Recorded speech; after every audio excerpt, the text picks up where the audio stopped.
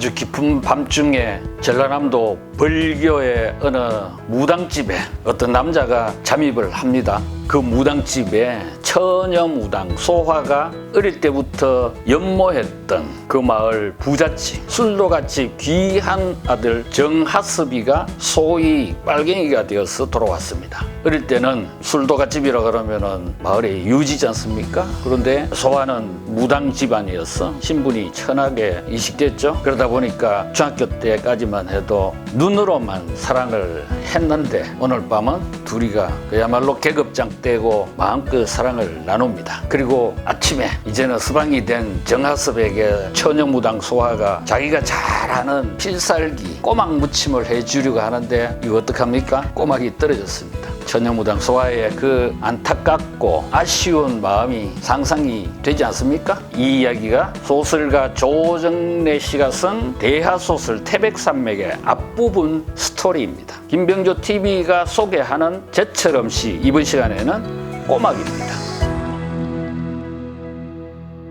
꼬막은 사실은 태백산맥이라는 소설 때문에 널리 알려진 식품이다. 이렇게 이야기해도 지나치지 않습니다. 벌교를 중심으로 한 그 지역의 유명한 식품이지만은 우리 전국적으로 알려진 거는 바로 소설 때문입니다. 태백산맥이라는 소설은 역사적으로는 우리 이제 해방 이후 좌익과 우익이 대립하던 그 혼란기를 다루는 이야기입니다만은 지리적으로는 여수, 순천, 벌교 그 지역에서 일어난 여순 반란 사건을 주로 이제 다루고 있습니다. 그러다 보니까 그 지역에 유명한 꼬막을 자주 언급을 합니다. 그럼 왜 이 지역의 꼬막이 유명하냐? 벌교 앞바다는 순천만과 여자만이라는 또 이쪽으로 뭐 덕량만도 있고 이렇게 많이 있는데 여기 이제 갯벌이 아주 유명해요. 우리나라에서는 갯벌 생태계가 가장 훌륭한 데가 그 지역입니다. 그럼 이제 꼬막은 갯벌에서 채취를 하는 조개다 보니까 그 지역에 생산이 많았던 겁니다. 전국 생산량의 70~80%는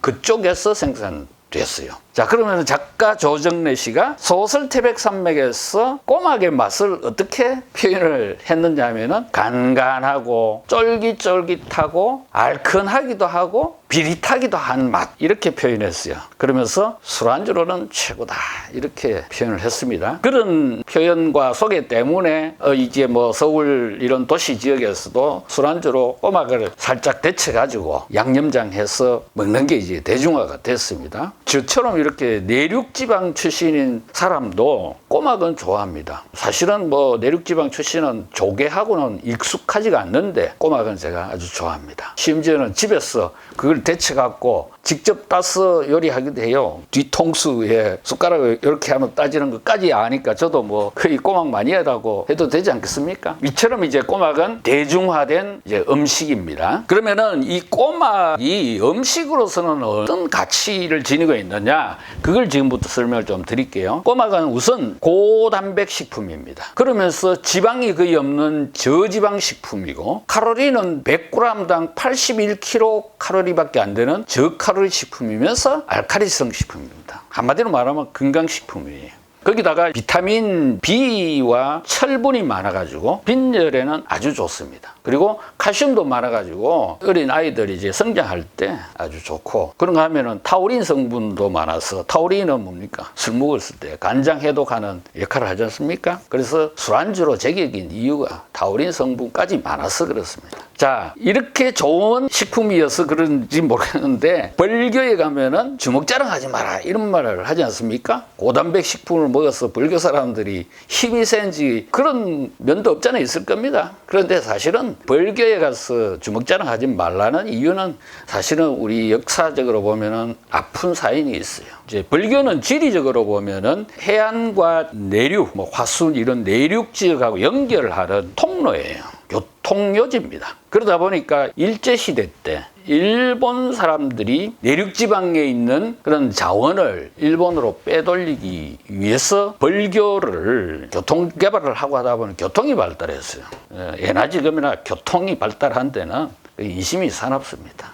경상북도에도 경북 삼천이라고 닉네임인데 제 고향 영천, 김천, 예천 이렇게 천자 붙은 세 지역을 경북 삼천하는데 그게 옛날에는 파발 말이 교통수단일 때 말 정거장이었어요. 그러다 보니까 나그네가 많잖아요. 그죠? 그러면은 그 나그네들한테 뭐 뜯어먹으려고 하는 완력패들이, 주먹패들이 많았어요. 그래서 벌교도 교통요지이다 보니까 이렇게 주먹이 센 사람들이 많았습니다. 그런데 이 꼬막이 문제는 뭐냐면은 최근에 생산량이 급격하게 줄어들고 있다는 겁니다. 한 10여 년 전만 해도 전국 생산량이 한 1, 2만 톤 정도 됐어요. 그 중에 이제 한 7, 80%가 전라도 그 일대에서 이제 채취가 됐는데 이게 2015년에 와서는 한 10분의 1로 줄어요. 한 1200톤 정도밖에 채취가 안 됐습니다. 그런데 지금 현재는 거기에서 또 10분의 1로 줄어서 지난해에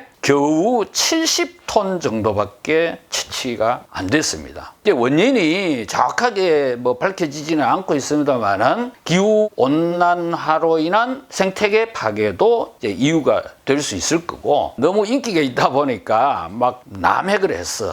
총자가 말라가는 그것도 이유가 아닌가 이렇게 분석하는 사람도 있습니다. 이러다가는 진짜 이 맛있는 건강한 식품인 꼬막을 이제는 술안주로 못 먹게 될지도 모른다는 위기감이 듭니다. 이걸 우리 이제 소비자들이나 관계 당국자들이 좀 위기의식을 느끼고 우리 갯벌 생태계를 잘 유지 또는 복원해가지고 앞으로도 좋은 식품 꼬막을 자주 먹을 수 있기를 희망하면서 오늘 순서는 여기서 마무리하겠습니다.